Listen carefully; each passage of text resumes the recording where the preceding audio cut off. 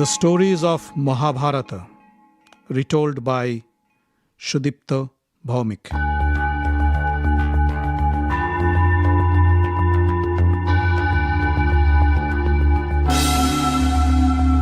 Dear friends, welcome to another episode of The Stories of Mahabharata. In the last episode, we heard the story of how Draupadi got married to the 5 Pandava brothers, an incident that has no parallels in the world literature. Now let's listen to what happens next.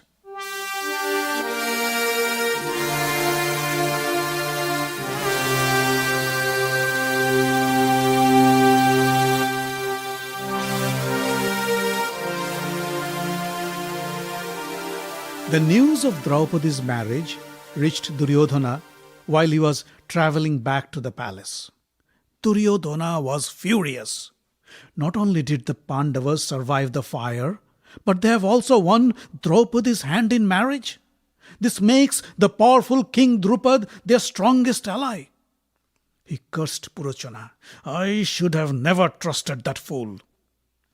His brother, Dusashana, said, the Pandavas deceived us by disguising as Brahmins.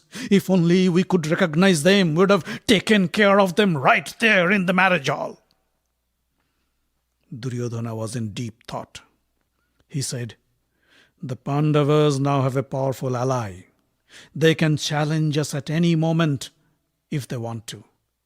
We must think of some strategy to finish them as soon as possible. Let's talk to father about this. In the meantime, in Hastinapur, when Vidura received the news, he was ecstatic with joy.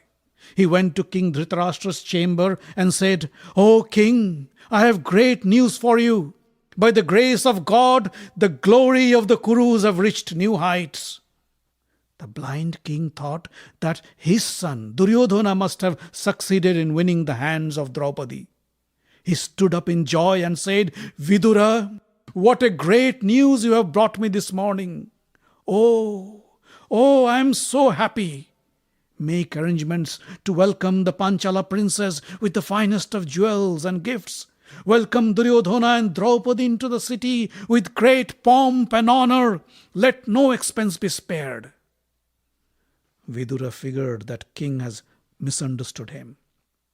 With a calm voice, he said, Brother, I spoke in haste and I think I should clarify my statement. It was Arjuna who won Draupadi at the Sayamvara and not Duryodhana. Contrary to our belief, the Pandava brothers have survived the fire. To keep their mother Kunti's word, they all have married Draupadi and are now living in King Drupada's place in Kampilya. Vidura noticed how in an instant all happiness drained away from Dhritarashtra's face. The king sat down and tried to force a smile on his face. That's wonderful news, he said. Brother Pandu's sons are as dear to me as my own. My heart fills with joy to know that they are alive and have succeeded in winning the princess of Panchal. Vidura knew that Dhritarashtra was not speaking his mind. Still he said, I am happy for you, my brother. May this thought stay with you forever. Saying so, Vidura left the chamber. In the meantime, Duryodhana, Dusashana and Karna arrived in the palace. They were waiting outside Dhritarashtra's chamber and overheard this conversation with Vidura. Just as Vidura left, they stormed into the room. Father, how could you be happy with the Pandavas' success? How could you tell Vidura to welcome our enemies? Don't you have any feelings for your sons? Blurted Duryodhana. Dhritarashtra's face distorted in pain. He said, Son Duryodhana, why don't you understand? How can I express my real feelings to Vidura? After all, I am the king of the Kuru dynasty. You tell me, what should I do? Duryodhana came close to Dhritarashtra. Father, The Pandavas have survived the fire, and now the people of Hastinapur will be more sympathetic to them. They have also become more powerful by acquiring an ally like Drupad. We must do something to get rid of them soon, else we would lose everything we have. Dhritarashtra asked, "What do you have in mind?" Duryodhana thought for a while and said, "The only way to beat them is to break the unity between the 5 brothers. We can send some shrewd Brahmins to Kampilya who would spread words of dissent and jealousy among the Pandavas. Or we can somehow incite Draupadi against her 5 husbands. For a woman with 5 husbands, that shouldn't be a problem. We can also use some beautiful nymphs to seduce the Pandavas and thus make Draupadi resent her husbands." Dushasana said, "We can also bribe Drupad with lots of gold and silver and make him abandon the Pandavas. Or maybe we can use the Brahmin spies to convince the Pandavas to live in Kampilya forever and never come back to Hastinapur." Duryodhana said, "Bhima is the root of all problems. If we could eliminate Bhima, then Pandavas would be powerless. I'm not worried about Arjuna. Karna alone can take care of him. But killing Bhima is not easy."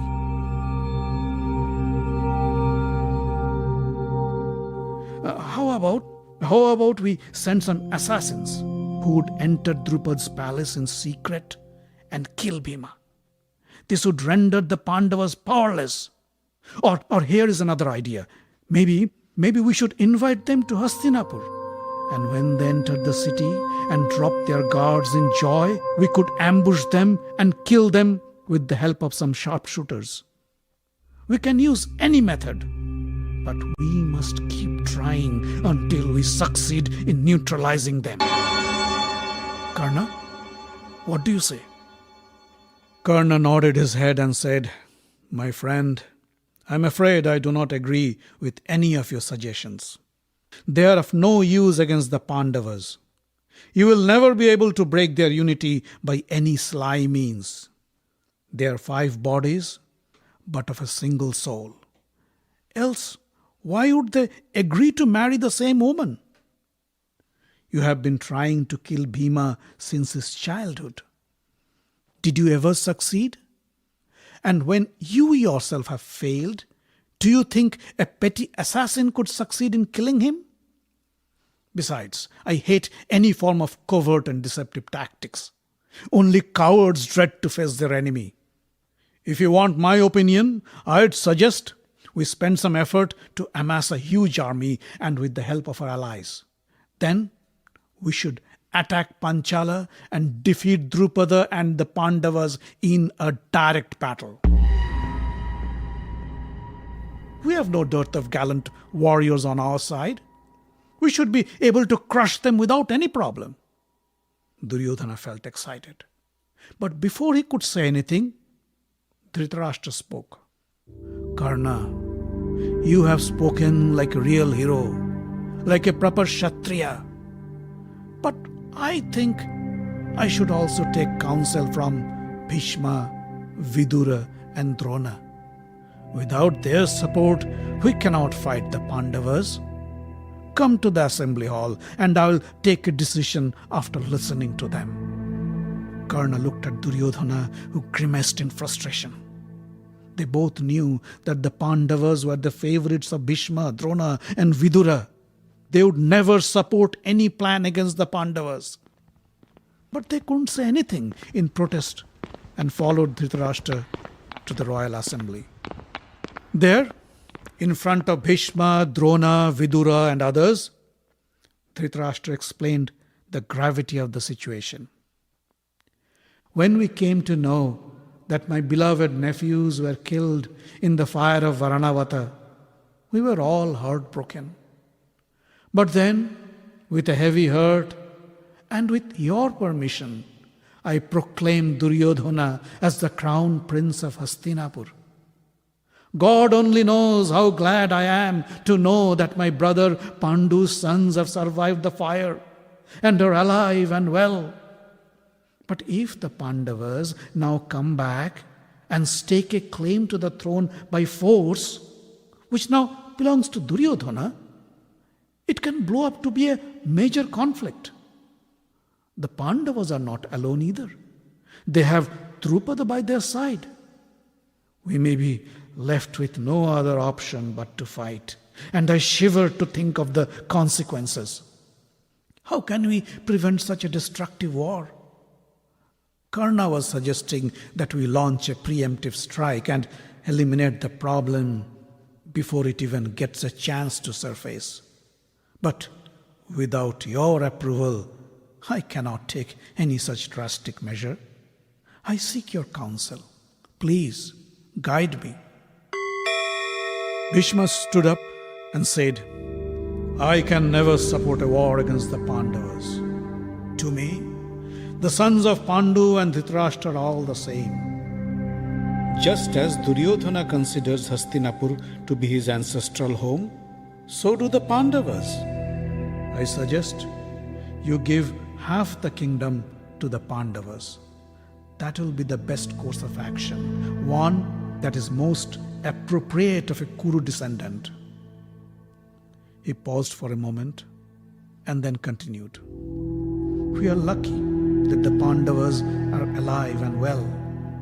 When I heard of their death in Varanavata, I was not only heartbroken, but was also ashamed of myself as a Kuru descendant. I was ashamed to show my face to any living being. The people of Hastinapur don't blame Purochana as much as they blame you, the king of Kuru. Now that you have a chance, do the right thing and redeem yourself. As Bhishma got back to his seat, Drona rose to address the king. O king, a true friend is one who, when asked for counsel, speaks the truth and guides you to the right path. Our wise friend Bhishma has given you the right advice, and I agree with him with all my heart. Share the kingdom with the Pandavas, and that will benefit all. I suggest you send a messenger to Panchala with precious gifts for King Drupad and his family. Let the messenger tell him how glad you are to know that the Pandavas are alive and safe under his guardianship. Let him also tell Drupad how glad you are with this new alliance with the Panchala kingdom.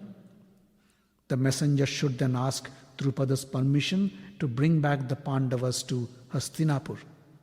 When the Pandavas arrive at the gates of Hastinapur, let Dussasana and Vikarna greet them and escort them to the palace. There, you would receive your nephews and your daughter-in-law Draupadi with proper rituals and affection, and then give Pandavas their due share of the kingdom and install Yudhishthira as the king. No sooner Drona finished his speech, Karna jumped up on his feet and said, O king, Bhishma and Drona have lived their life of luxury with your wealth and generosity. And now they give you advice that does not serve your interest. What can be more ironic? Please keep in mind, a person's happiness or misfortune depends on his fate and destiny and not on his friends. If it is your destiny to remain the king of Hastinapur, then nobody can take it away from you. If not, then it doesn't matter how hard you try or who you have as your friends. You won't be able to keep your throne.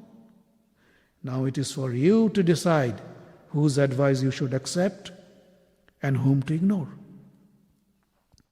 Drona replied, Karna, you are an evil person, and that's why you consider our advice as evil. O King Dhritarashtra, one thing I can tell you for sure. If our advice is not followed, I warn you, the Kurus would be exterminated in no time. Karna was about to get up again, but Vidura interrupted. King, your friends have indeed spoken in your interest, but it is of no use if you don't pay any heed to them. You will find no better well-wisher than the great Bhishma and Drona. They are not only impartial, but they are the wisest friends you will ever have. You should realize that it is impossible to defeat the Pandavas by force. Not only they are the most powerful warriors in the world, they also enjoy the support of the mighty Balarama and Satyaki. Lord Krishna is their advisor. King Drupada is their father-in-law, and the gallant Prince Drishtadumna is their brother-in-law. They have the might and resources to defeat any enemy. I urge you not to listen to the evil advices of Duryodhana, Karna, and Shakuni. They are foolish and devoid of any decency.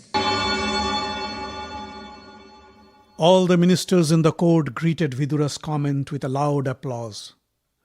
Dhritarashtra realized that it was not the time to go against the elders. He stood up and said, Bhishma, Drona, and Vidura have spoken wisely and in the best interest of the Kuru dynasty. Yudhishthira and his brothers are as much my sons as they are of Pandu. Vidura, I would like to request you to go to Panchal right away and bring our beloved Pandavas to their home with dignity and honor. Soon Vidura left for Kampilya, the capital of Panchal, with carts full of gold and other precious gifts for King Drupada and the Pandavas. Drupad welcomed Vidura with open arms. The Pandavas and their mother Kunti were also delighted to see Vidura after a long time. Lord Krishna and his brother Balarama, who were in Kampilya as guests of Drupada, also greeted Vidura and paid their respects. Vidura then approached King Drupad and said, O king, I come here as the emissary of the great Kuru king Dhritarashtra. He has asked me to tell you how happy he is with this alliance with you and your family. He welcomes you to the greater Kuru family and wishes for an everlasting friendship. Drupad said, The feeling is mutual. I feel proud and honored to have the mighty Kuru family as our alliance. Vidura smiled and said, Our king, the Kuru family, and the people of Hastinapur have missed their dear Pandava princess for a long time. With your kind permission, I would like to take them back to Hastinapur, their home. The Kuru women are also eager to meet their daughter-in-law, Panchali. Drupada said, Vidura, your request is well justified and I have no objection at all. If Yudhishthira and his brothers wish to go, and if Krishna and Balarama agrees, you are most welcome to take them with you. Krishna, of course, had no objection. Soon, with a heavy heart, King Drupada and the city of Kampilya began to prepare for the departure of their daughter Draupadi to her in-laws' house. After a long journey, the Pandavas, along with their mother Kunti and their bride Draupadi, arrived at the gates of Hastinapur. At the request of Yudhishthira, Krishna and Balarama also accompanied them. Drona, Kripa, Vikarna and many other Kuru ministers greeted them at the gates. They escorted the Pandavas in a royal procession with pomp and grandeur. Their path from the gate to the royal palace was decorated with flowers and colorful flags that fluttered in the breeze. A band of musicians followed them playing joyful music. The citizens of Hastinapur greeted their long-lost princess with loud chants along the road. They showered flowers on them and bowed in respect when Krishna and Balarama's chariot passed by. As they entered the palace, Dhritarashtra welcomed them with open arms. The Pandava brothers bowed in front of Dhritarashtra to pay their respect. Dhritarashtra pulled them to his chest in a warm embrace. Tears flowed from his blind eyes. The Kuru women greeted the new bride Draupadi with garlands and gifts. Gandhari greeted Draupadi with a warm embrace. But as she smelled Panchali's fragrant body, she remembered the prophecy. Draupadi would be the cause for her son's death. She shivered inside, but retained the smile on her face. Duryodhana, Dussasana, and Karna received the Pandavas with a cursory greeting. They were more concerned about their father Dhritarashtra and wondered what action he'd take about the inheritance of the throne. But Dhritarashtra made no statement about the future of the kingdom. And everybody, although happy, were anxious to know what would be the fate of the Pandavas in Hastinapur.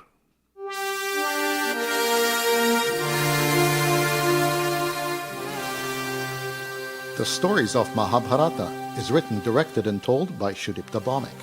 Audio engineering, original music, and sound design by Avi Ziv. The podcast is distributed under the Creative Commons non-commercial license.